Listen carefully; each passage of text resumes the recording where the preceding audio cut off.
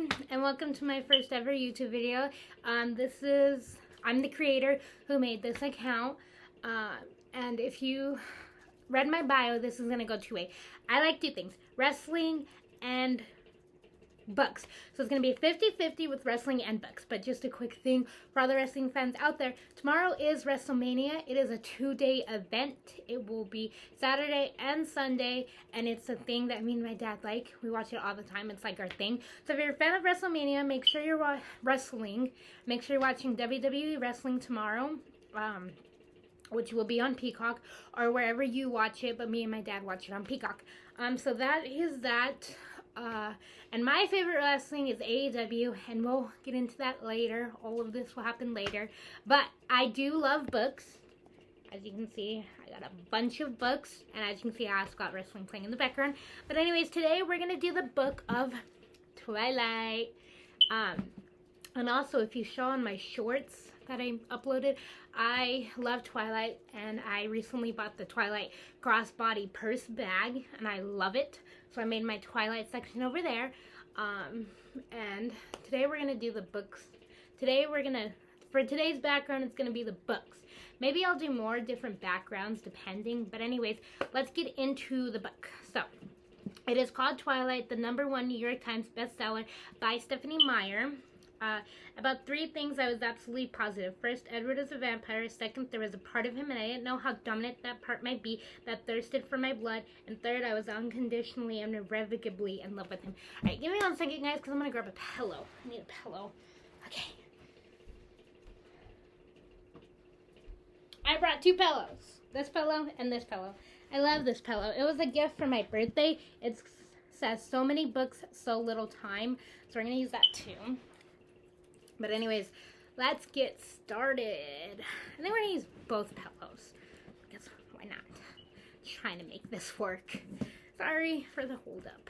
Alright, we'll go like this. So this is the front and this is the back. And let's get started. I'd never given much thought to how I would die, though I'd had reason enough in the last few months, but even if I had, I would not have imagined it like this.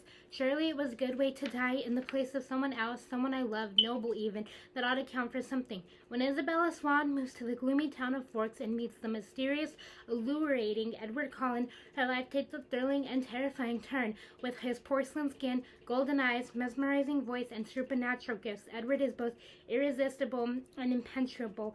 Up until now, he has managed to keep his true identity hidden, but Bella is determined to uncover his dark secret. What Bella doesn't realize is the closer she gets to him, the more she is putting herself and those around her at risk, and it might be too late to turn back. Deeply seductive and extraordinary, supernatural, Twilight will have readers riveted right until the very last page is turned. Alright, let's get started.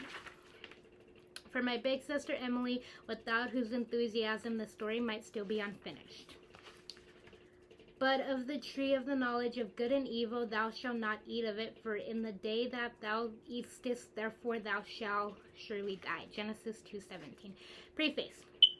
I'd never given much thought to how I would die, though I had reason enough in the last few months, but even if I had, I would not have imagined it like this. I stride without breaking across the long room into the dark eyes of the hunter, and he looked pleasantly back at me. Alright, this is good. Yeah. Okay. Surely it was a good way to die in the place of someone else, someone I love, noble even, that ought to count for something. I knew that if I'd never... Oh, my thing's going to keep turning off, so I'm going to get this closer. Okay. Surely it was a good way to die in the place of someone else, someone I love, noble even, that ought to count for something. I knew that if I'd never gone to Forks, I wouldn't be facing death now, but terrified as I was, I couldn't bring myself to regret the decision. When life offers you a dream so far beyond any of your expectations, it's not reasonable to grieve when it comes to an end. The hunter smiled in a friendly way as he sauntered forward to kill me. Alright, Chapter 1, First Sight. My mother drove me to the airport with the windows rolled down. It was 75 degrees in Phoenix, the sky a perfect cloudless blue. I was wearing my favorite shirt, sleeveless white eyelet lace. I was wearing it as a farewell gesture. My carry-on item was a parka. In the Olympic Pennsylvania of Northwest Washington State, a small town named Forks exists under a near constant cover of clouds. It rains on this inconspicuous town more than any other place in the United States of America. It was from this town town and its gloomy, optimistic shade that my mother escaped with me when I was only a few months old. It was in this town that I'd been compelled to spend a month every summer until I was 14. That was the year I finally put my foot down. These past 3 summers, my dad, Charlie, vacationed with me in California for 2 weeks instead. It was to Forks that I now exiled myself, an action that I took with great honor. I detested Forks. I loved Phoenix. I loved the sun and the blistering heat. I loved the vigorous, spiraling city. Bella, my mom said to me the last of 1,000 times before I got on the plane, you don't have to do this. My mom looks like me except white, short hair and laugh lines.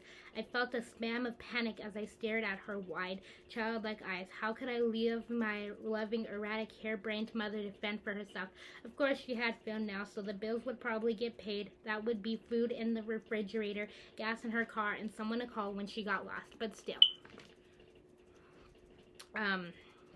I wanted to go, I lied. I'd always been a bad liar, but I'd been saying this lie so frequently lately that it sounded almost convincing now. Tell Charlie I said hi. I will. I'll see you soon, she insisted. You can come home whenever you want. I'll come right back as soon as you need me. But I could see the sacrifice in her eyes behind the promise. Don't worry about me, I urged. It'll be great. I love you, Mom. She hugged me tightly for a minute, and then I got on the plane and she was gone. It's a 4-hour flight from Phoenix to Seattle, another hour in a small plane up to Port Angeles, and then an hour drive back down to Forks. Flying doesn't bother me. The hour in the car with Charlie, though, I was a little worried about. Charlie had really been fairly nice about the whole thing. He seemed genuinely pleased that I was coming to live with him for the first time with any degree of preeminence. He'd already gotten me registered for high school and was going to help me get a car. But it was sure to be awkward with Charlie. Neither of us was what anyone would call vebrous, and I didn't know what there was to say regardless. I knew he was more than a little confused by my decision. Like my mother before me, I hadn't made a secret of my distaste. I hadn't made it a secret of my distaste for Forks. Sorry, I'm reading as best I can, but I love reading and I read all the time, as you can see, but I still have a hard time with words, so I'm doing the best I can, guys. Let's see. I hadn't made a secret of my distaste for Forks. When I landed in Port Angeles, it was raining. I didn't see it as an omen, just unavoidable. I'd already said my goodbyes to the sun. Charlie was waiting for me with the cruiser. This I was expecting too. Charlie is police chief swan to the good people of Forks. My primary motive behind buying a car, despite the secrecy of my funds, was that I refused to be driven around town in a car with red and blue lights on top. Nothing slows down traffic like a cop. Charlie gave me an awkward one-armed hug when I stumbled my way off the plane. It's good to see you, Bella, he said, smiling. It's good to see you, Bells, he said, smiling as he automatically caught and steadied me. You haven't changed much. How's Renee? Mom's fine. It's good to see you too, Dad. I wasn't allowed to call him Charlie to his face.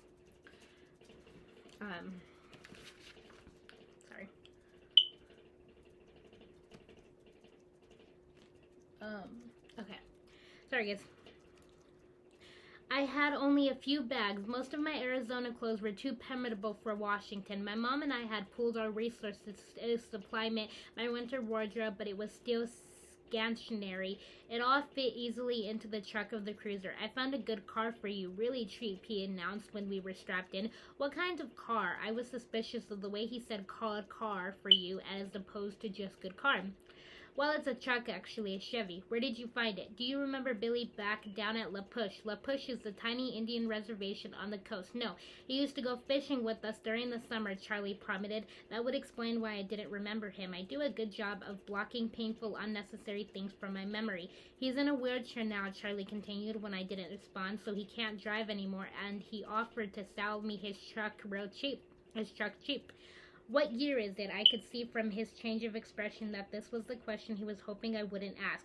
Well, Billy's done a lot of work on the engine. It's only a few years old, really. I hoped he didn't think so little of me as to believe I would give up that easily. When did he buy it? He bought it in 1984, I think. Did he buy it new? Well, no, I think it was new in the early 60s or late 60s.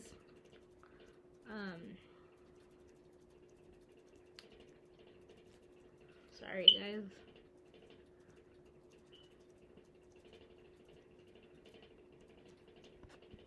Well, no, I think it was new in the early 60s or late 50s. At the earliest, he admitted sheepishly. Dad, I don't really know anything about cars. I wouldn't be able to fix it if anything went wrong, and I can't afford a mechanic. Really, Bella, the thing runs great. They don't buy them like that anymore. The thing, I thought to myself, it had possibilities, as a nickname at the very least. How cheap is cheap? After all, that was the part I couldn't compromise on. Well, honey, I kind of already bought it for you as a homecoming gift. Charlie peeked sideways at me with a hopeful expression. Wow, free. You didn't need to do that, Dad. I was going to buy myself a car. I don't mind. I want you to be happy here. He was looking ahead at the road when he said this. Charlie wasn't comfortable with expressing his emotions out loud. I inherited that from him, so I was looking straight ahead as I responded. That's really nice, Dad. Thanks. I really appreciate it. No need to add that my being happy in Forks is an impossibility. He didn't need to suffer along with me, and I never looked a free truck in the mouth or engine. Okay. Well, now you're welcome, he mumbled, embarrassed by my thanks. We exchanged a few more comments on the weather, which was wet, and that was pretty much it for conversation. We stared out the windows in silence. It was beautiful, of course. I couldn't deny that. Everything was green. The trees, their trunks covered with moist, their branches hanging with the canopy of it, the ground covered with ferns, even the air flittered down greenly through the leaves. It was too green, an alien planet. Eventually we made it to Charlie's. He lived in the small two-bedroom house that he'd bought with my mother in the early days of their marriage. Those were the only kind of days their marriage had, the early ones. There, parked on the street in front of the house that never changed, was my new to me truck. It was a faded red color with big rounded fenders and a bulbous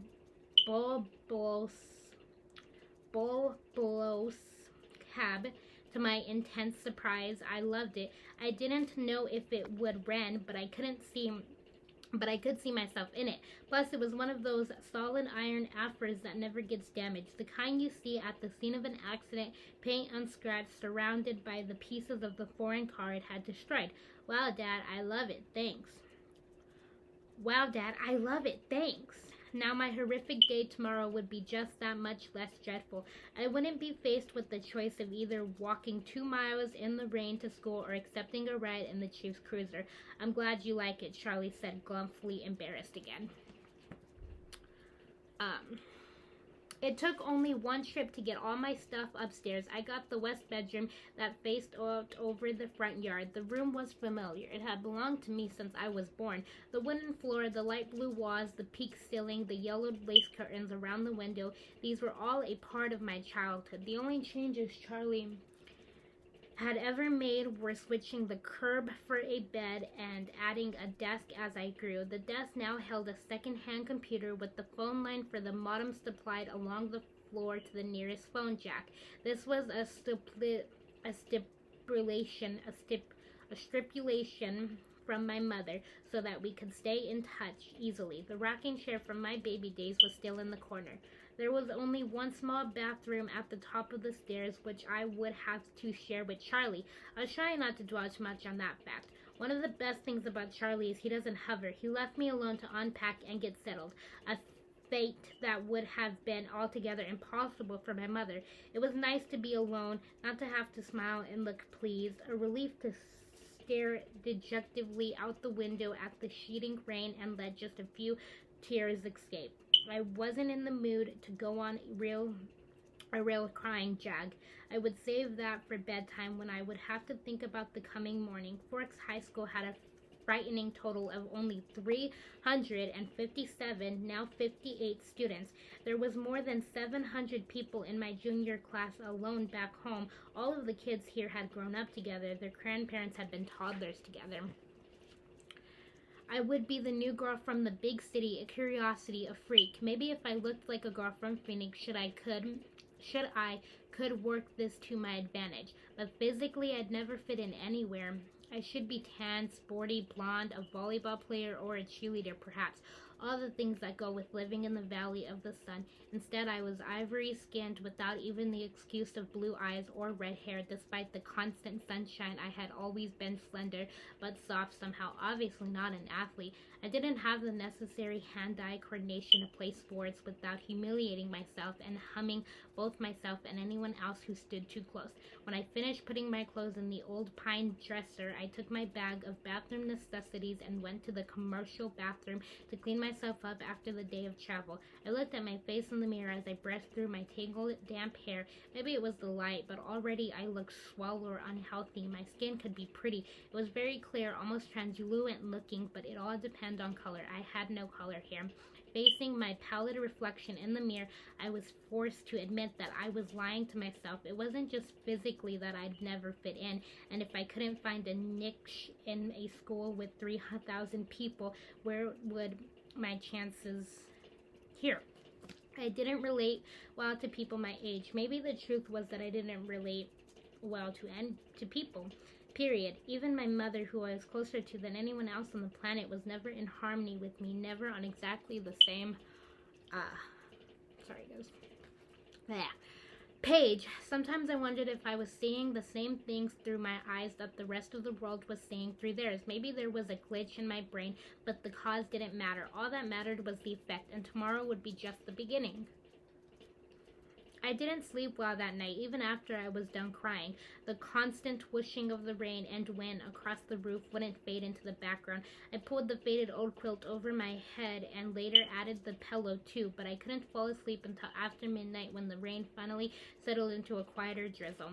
Thick fog was all I could see out of my window.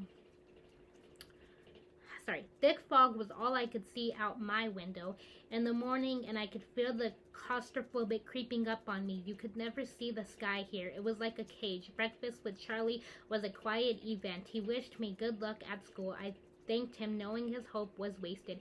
Good luck tended to avoid me. Charlie left first off to the police station. That was his wife and family.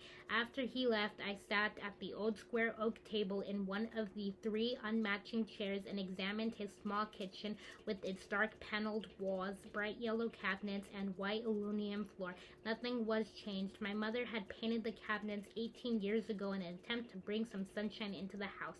Over the small fireplace in the adjoining handkerchief-sized family room was a row of pictures. First, a wedding picture of Charlie and my mom in Las Vegas.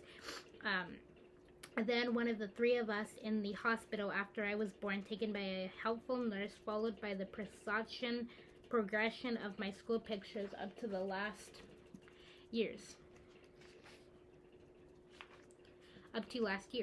Those were embarrassing to look at. I would have to see what I could do to get Charlie to put them somewhere else, at least while I was living here. It was impossible, being in this house, not to realize that Charlie had never gotten over my mother. It made me uncomfortable. I didn't want to be too early to school, but I couldn't stay in the house anymore. I donned my jacket, which had the feel of a biohazard suit, and headed out into the rain. It was just drizzling still, not enough to soak me through immediately as I reached for the house key that was always hidden under the eaves by the door and locked up. The slushing of my new waterproof boots were unnerving. I missed the normal crunch of gravel as I walked. I couldn't pause and admire my truck again as I wanted. I was in a hurry to get out of my misty wet that swirled around my head and clung to my hair under my hood. Inside the truck, it was nice and dry. Either Billy or Charlie had obviously cleaned it up, but the tan, unsteered seats still smelled faintly of tobacco, gasoline, and peppermint. The engine started quickly to my relief, but loudly roaring to life and then idling at top volume. While a truck this old was bound to have a flaw, the antique radio worked, a plus that I hadn't expected. Finding the school wasn't difficult. Though I'd never been there before, the school was like most other things.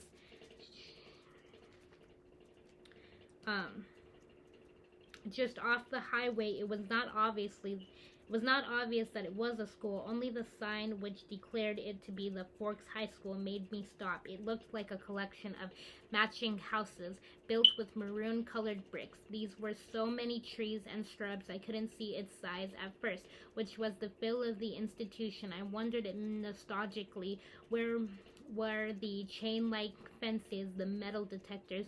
I parked in front of the first building, which had a small sign over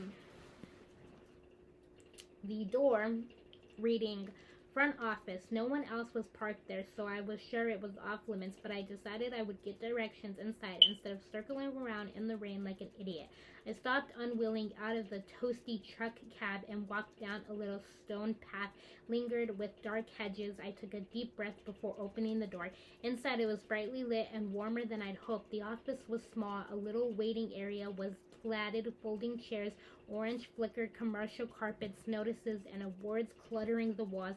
A big clock ticking loudly. Plants grew everywhere in large plastic pots as if there wasn't enough greenery outside. The room was cut in half by a long counter cluttered with wire baskets full of papers and brightly colored flyers taped to its front.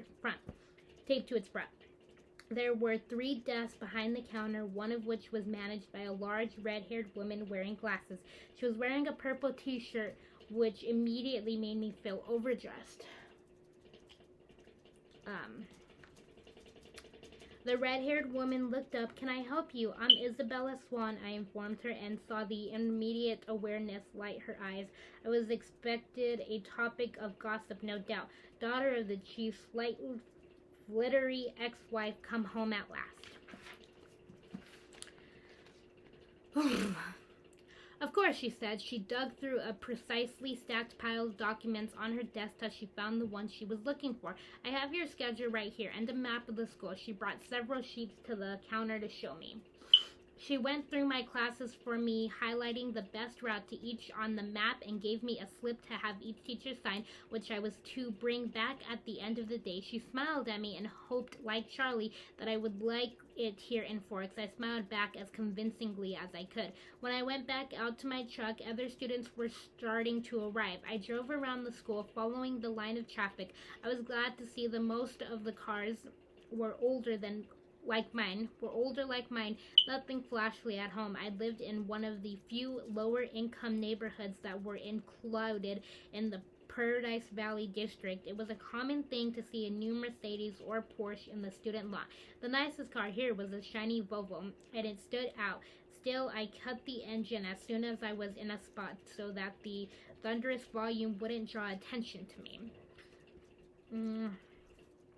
I looked at the map in the truck, trying to memorize it now. Hopefully, I wouldn't have to walk around with it stuck in front of my nose all day. I stuffed everything in my bag, slung the strap over my shoulder, and sucked in a huge breath. I could do this, I lied to myself fallibly. No one was going to bite me. I finally exhaled and stepped out of the truck. I kept my face pulled back into my hood as I walked to the sidewalk, crowded with teenagers. My plain black jacket didn't stand out, I noticed with relief. Once I got around the cafeteria building, there was easy to spot. 3 was there. 3 was easy to spot. A large black 3 was painted on a white square on the east corner. I felt my breathing grandly creeping toward hyperventilation as I approached the door. I tried holding my breath as I followed 2 unisex raincoats through the door. The classroom was small. The people in front of me stopped just inside the door to hang up their coats on a long row of hooks. I copied them. There were 2 girls on a porcelain-colored blonde, the other also pale with light brown hair. At least my skin wouldn't be a standout here. I took the slip up to the teacher, a tall, balding man whose desk had a nameplate identifying him as Mr. Mason. He gawked at me when he saw my name, not an encouraging response, and of course I flashed tomato red. But at least he sent me to an empty desk at the back without introducing me to the class. It was harder for my new classmates to stare at me in the back, but somehow they managed. I kept my eyes down on the reading list the teacher had given me. It was fairly basic. Bronte, Shakespeare, Kocher, Funlurker. I'd already read everything. That was comforting and boring. I wondered if my mom would send me my folder of old essays or if she would think that was cheating. I went through different arrangements with her in my head while the teacher droned on. When the bell rang, a nasal buzzing sound, a gangly Ooh. Okay, sorry guys. A gangly boy with skin problems and hair black as an oil stick leaned across the aisle to talk to me. You're Isabella Swan, aren't you? He looked like the overly helpful chess club type. Bella, I corrected. Everyone within a 3-seat radius turned to look at me. Where's your next class? He asked. I had to check in my bag. Government with Jefferson in Building 6. There was nowhere to look without meeting curious eyes. I'm headed toward Building 4. I could show you the way. Definitely over helpful. I'm Eric, he added. I smiled tentatively. Thanks. We got our jackets and headed out into the rain, which had picked up. I could have sworn several people behind us were walking close enough to eavesdrop. I hoped I wasn't getting paranoid. So this is a lot different than Phoenix, huh? He asked. Very. It doesn't rain much there, does it? 3 or 4 times a year. Wow, what must that be like? He wondered. Sunny, I told him. You don't look very tan. My mother is part albino. He studied my face apprehensively, and I sighed. It looks like clouds, and a sense of humor didn't mix. A few months of this, and I'd forgotten how to use sarcasm. We walked back around the cafeteria to the south building by the gym. Eric walked me right to the door, though it was clearly marked. Well, good luck, he said as I touched the handle. Maybe we'll have some other classes together. He sounded hopeful. I smiled at him vaguely and went inside. The rest of the morning passed in about the same fashion. My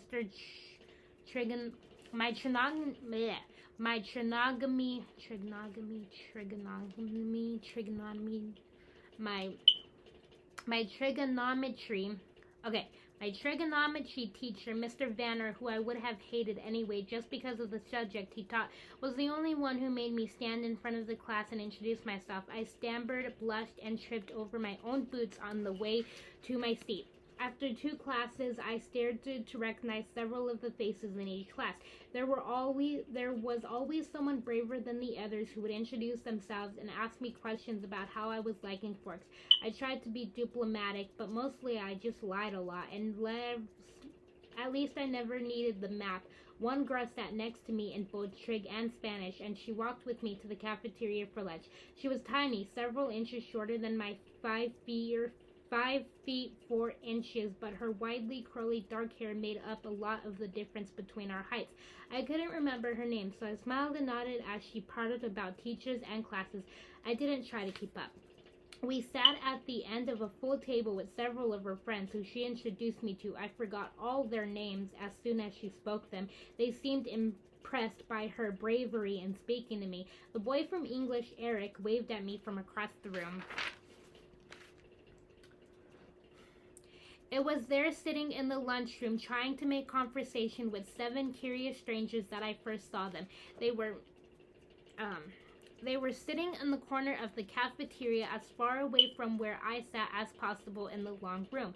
There were 5 of them. They weren't talking and they weren't eating, though they each had a tray of untouched food in front of them. They weren't gawking at me, unlike most of the other students, so it was safe to stare at them without fear of meeting an excessive, interested pair of eyes. But it was none of these things that caught and held my attention. They didn't look anything alike. Of the 3 boys, one was big, muscled, like a serious weightlifter with dark curly hair. Another was taller, leaner, but still muscular and honey blonde. The last was lanky, less bulky, with untidy bronze colored hair. He was more boyish than the others, who looked like they could be in college or even teachers here rather than students. The girls were opposites. The tall one was statular. She had a beautiful figure, the kind you saw on the cover of the Sports Illustrated swimsuit issue, the kind that made every girl around her take a hit on her self-esteem just by being in the same room. Her hair was golden, gently waving in the middle of her back. The short girl was pixie-like, then in the extreme with small features. Her hair was a deep black, cropped short and pointing in every direction, and yet they were all exactly alike. Every one of them was chalky pale, the palest of all the students living in this sunless town, paler than me, the albino. They all had very dark edges despite the range in hair tone. They also had dark shadows under those eyes, purplish, bruise-like shadows, as if they were all suffering from a sleepless night or almost done recovering from a broken nose. Though their noses, all their features were straight, perfect, angular, but all this is not why I couldn't look away. I stared back because their faces, so different, so similar, were all devastatingly and humanly beautiful. They were faces you never expected to see, except perhaps on the airbrushed pages of a fashion magazine or painted by an old master as the face of an angel. It was hard to decide who was the most beautiful, maybe the perfect blonde girl or the bronze-haired boy. They were all looking away, away from each other, away from the other students, away from anything in particular. As far as I could tell, as I watched, the small girl rose with her tray, unopened soda, unbitten apple, and walked away with a quick, graceful loop that belonged on a runway. I watched amazed at her little lithen dancer's step till she dumped her tray and glided through the back door faster than I would have thought possible. My eyes darted back to the others, who sat unchanging. "Who are they?" I asked the girl from my Spanish class whose name I'd forgotten. As she looked up to see who I meant, though already knowing, probably from my tone, suddenly he looked at her. The thinner one, the boyish one, the youngest perhaps. He looked at my neighbor for just a fraction of a second, and then his dark eyes flickered to mine. He looked away quickly, more quickly than I could, though in a flash of embarrassment I dropped my eyes at once. In that brief flash of a glance, his face held nothing of interest. It was as if she had called his name and he'd looked up in involuntary response, already having decided not to answer. My neighbor giggled in embarrassment, looking at the table like I did. "That's Edward and Emmett Collin and Rosalie and Jasper Howell. The one who left was Alice Collin. They all lived together with Dr. Collin and his wife." She said this underneath her breath. I glanced sideways at the beautiful boy who was looking at his tray now, picking a bagel to pieces with long, pale fingers. His mouth was moving very quickly, his perfect lips barely opening. The other three still looked away, and yet I felt he was speaking quietly to them. Strange, unpopular names, I thought, the kinds of names grandparents had, but maybe that was in vogue here, small-town names. I finally remembered that my neighbor was called Jessica, a perfectly common name. There were 2 girls named Jessica in my history class back home. They are very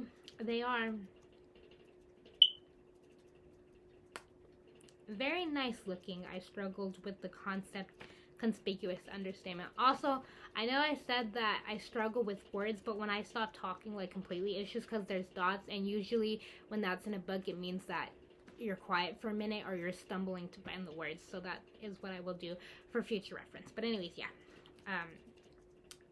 So I'm gonna read the whole thing over again, but just know for future reference when I do that, that's what I mean. So yeah. Okay. They are very nice looking. I struggled with the conspicuous understatement. Yes, Jessica agreed with another giggle. They're all together, though. Emmett and Rosalie and Jasper and Alice, and they live together. Her voice held all the shock and contentment of the small town. I thought critically, but if I was being honest, I had to admit that even in Phoenix, it would cause gossip. "Which ones are the Collins?" I asked. "They don't look related." "Oh, they're not. Dr. Collin is really young, in his 20s or early 30s. They're all adopted. The Howells are brother and sister twins, the Blondes, and their foster children. They look a little old for foster children. They are now. Jasper and Rosalie are both 18, but they've been with Mrs. Collins since they were 8. She's their aunt or something like that. They're really kind of nice that's really kind of nice for them to take care of all those kids like that when they are so young and everything." "I guess so," Jessica admitted reluctantly, and I got the impression that she didn't like the doctor and his wife for some reason. With the glances she was throwing at their adopted children, I was presumed the reason was jealousy. "I think that Mrs. Collin can't have any kids, though," she added, as if that lessened their kindness. Throughout all this conversation, my eyes flickered again and again to the table where the strange family sat. They continued to look at the walls and not eat. Have they always lived in Forks? I asked. Surely I would have noticed them on one of my summers here. No, she said in a voice that implied it should be obvious, even to a new arrival like me. They just moved down 2 years ago from somewhere in Alaska.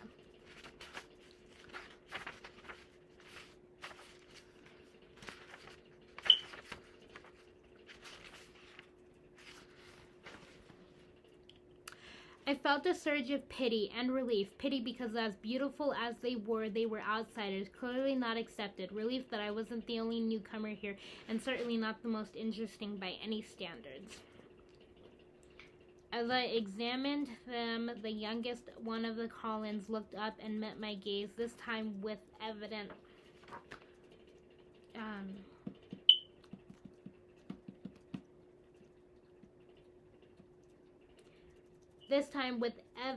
curiosity in his expression. As I looked swiftly away, it seemed to me that his glance held some kind of unimit expression.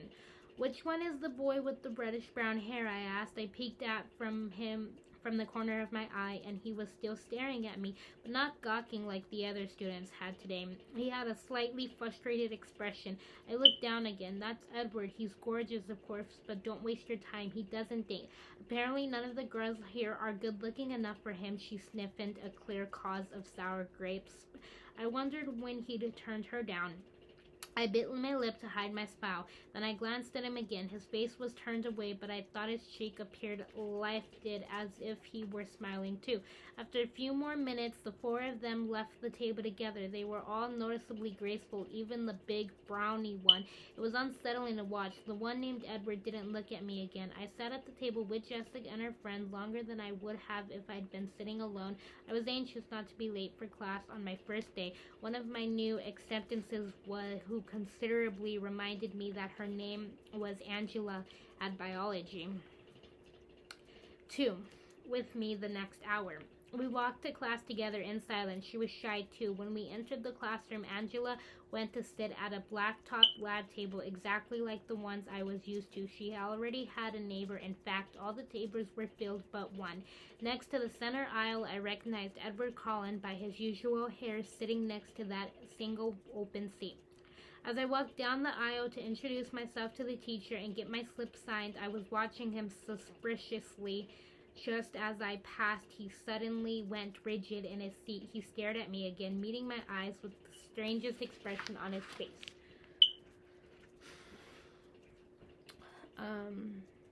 It was hostile, furious. I looked away, quickly shocked, going red again. I stumbled over a book in the walkway and had to catch myself on the edge of a table. The girl sitting there giggled. I'd noticed that his eyes were black, coal black. Mr. Banner signed my slip and handed me a book with no nonsense about introductions. I could tell we were going to get along. Of course, he had no choice but to send me to the open seat in the middle of the room. I kept my eyes down as I went to sit by him, bewildered by the unstopping stare he'd given me. I didn't look up as I sat my book on the table and took my seat, but I saw his posture change from the corner of my eye. He was leaning away from me, sitting on the extreme edge of his chair and hiding his face like he smiled something bad. Inconspicuously, I shifted my hair. I sniffed my hair. It smelled like strawberries, the scent of my favorite shampoo. It seemed an innocent enough odor. I let my hair fall over my right shoulder, making a dark curtain between us, and tried to pay attention to the teacher. Unfortunately, the lecture was on cellular anatomy, something I'd already studied. I took notes carefully anyways, always looking down. I couldn't stop myself from peeking occasionally through the screen of my hair as the strange boy next to me. During the whole class, he never relaxed his stiff posture on the edge of his chair, sitting as far from me as possible. I could see his hand on his left leg was clenched into a fist, tendons standing out under his pale skin. This, too, had never relaxed. He had the long sleeves of his white shirt pushed up to his elbows, and his forearm was surprisingly hard and muscular beneath his light skin. He wasn't nearly as slight as he'd looked next to his brawly brother. The class seemed to drag on longer than the others. Was it because the day was finally coming to a close, or because I was waiting for his tight fist to loosen? It never did. He continued to sit so still it looked like he wasn't breathing. What was wrong with him? Was this his normal behavior? I questioned my judgment on Jessica's bitterness at lunch today. Maybe she was not as resentful as I thought. It couldn't have anything to do with me. He didn't know me from Eve. I peeked up at him one more time and regretted it. He was glaring down at me again, his black eyes full of revolution. As I flicked away from him, shrieking against my chair, the phase it looks could kill suddenly ran through my mind. At that moment, the bell rang loudly, making me jump as Edward Cullen was out of his seat. Fluidly, he rose. He was much taller than I thought, his back to me, and he was out the door before anyone else was out of their seat. I sat frozen in my seat, staring blankly after him. He was so mean, it wasn't fair. I began gathering up my things.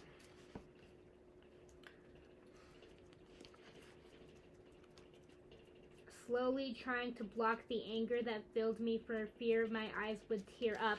For some reason, my tempter was hardwired to my tear detox. I usually cried when I was angry, a humiliating tendency. "Aren't you Isabella Swan?" a male voice asked. I looked up to see a cute, baby-faced boy, his pale blonde hair carefully gelled into orderly spikes, smiling at me in a friendly way. He obviously didn't think I smelled bad. "Bella," I corrected him with a smile. "I'm Mike." "Hi, Mike. Do you need any help finding your next class?" "I'm headed to the gym, actually. I think I can find it. That's my next class, too." He seemed thrilled, though it wasn't that big of a coincidence in a school this small. We walked to class together. He was a chatter. He supplied most of the conversation, which made it easy for me. He lived in California until he was 10, so he knew how I felt about the sun. It turned out he was in my English class, too. He was the nicest person I'd met today, but as we were entering the gym, he asked, "So did you stab Edward Cullen with a pencil or what?" I'd never seen him act like that. I cringed, so I wasn't the only one who had noticed, and apparently that wasn't Edward Cullen's usual behavior. I decided to play dumb. "Was that the boy I sat next to in biology?" I asked artlessly. "Yes," he said. "He looked like he was in pain or something." "I don't know," I responded. I never spoke to him. "He's a weird guy." Mike lingered by me instead of heading to the dressing room. "If I were lucky enough to sit by you, I would have talked to you." I smiled at him before walking through the girls' locker room. He was friendly and clearly admiring, but it wasn't enough to ease my irritation. The gym teacher, Coach Clapp, found me a uniform but didn't make me dress down for today's class. At home, only 2 years of PE were required. Here, PE was mandatory all 4 years. Sports was literally my personal hell on earth. I watched 4 volleyball games, grinning stimulously, remembering how many injuries I had substated and inflicted. Playing volleyball, I felt faintly nauseated. The final bell rang at last. I walked slowly to the office to return my paperwork. The rain had drifted away, but the wind was strong and colder. I wrapped my arms around myself. When I walked into the warm office, I almost turned around and walked back out. Edward Collins stood at the desk in front of me. I recognized again that tousulated blonde hair. He didn't appear to notice the sound of my entrance. I stood pressed against the back wall, waiting for the receptionist to be free. He was arguing with her in a low, attractive voice. I quickly picked up the gist of the argument. He was trying to trade from 6-hour biology to another time, any other time. I just couldn't believe that this was about me. It had to be something else, something that happened before I entered the biology room. The look on his face must have been about another aggravation entirely. It was impossible that this stranger could take such an intense dislike to me. The door opened again, and the cold wind suddenly gusted through the room, rustling the papers on the desk, swirling my hair around my face. The girl who came in merely stepped to the desk, placed a note in the wire basket, and walked out again. But Edward Collins' back stiffened, and he turned slowly to glare at me. His face was abruptly handsome, with piercing hate filled his eyes for an instant. I felt the thrill of genuine fear rising the hair on my arms. The look only lasted a second, but it chilled me more than the freezing wind. He turned back to the receptionist. Never mind then, he said hastily in a voice like velvet. I can see that's impossible. Thank you so much for your help. And he turned on his heels without another look at me and disappeared out the door. I went meekly to the desk, my face white for once instead of red, and handed her the signed slip. How did your first day go, dear? The receptionist asked merely. One more page. Fine, I lied, my voice weak. She didn't look convinced. When I got to the truck, it was almost like the last car in the lot. It seemed like a heaven, already the closest thing to home I had in this damp green hole. I sat instead for a while, just staring out the windshield blankly, but soon I was cold enough to need the hider, so I turned the key and the engine roared to life. I headed back to Charlie's house, fighting tears the whole way there. Okay, so that is going to be it for this YouTube video. I hope you guys enjoyed that thing, and I have all of the Twilight things, but I'm not trying to be rude, but it's just fact. Unlike most people who say they're fans, I have the entire Twilight series. I have Twilight, New Moon, Eclipse, Breaking Dawn, The Short Second Life of Bree Tanner, Midnight Sun, Life and Death, and then I have a Twilight, the official illustrated guidebook that talks about everything Twilight related, so that's going to be cool, but it might also be hard because there's pictures, and I don't know how I could show you guys the pictures, but I'll figure out a way. And then I have The Host, which is another book by Stephanie Meyer, but it has nothing to do with Twilight. And then I have Twilight shirt, Twilight wedding greens, Twilight bag. So I have a lot of Twilight stuff, but I do want to show you guys two things. So let me do that. This is something that I did the other day. It's lights that I did for my bookshelf. So let me know what you guys think about that, because I did that. And this is my little Twilight area over there. You can't 100% see it, but that is what it looks like.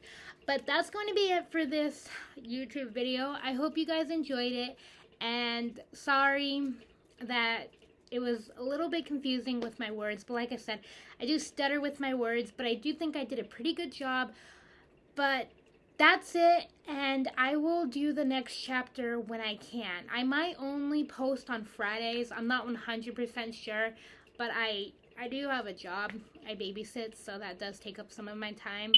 But I might mostly post on just Fridays, but like I said, we'll figure it out. This is all very new, but we will figure it out together. But until then, thank you guys for watching this video. Make sure you subscribe. Turn on that bell so you get those notifications when I post about my books or wrestling. And see you guys next time. Bye.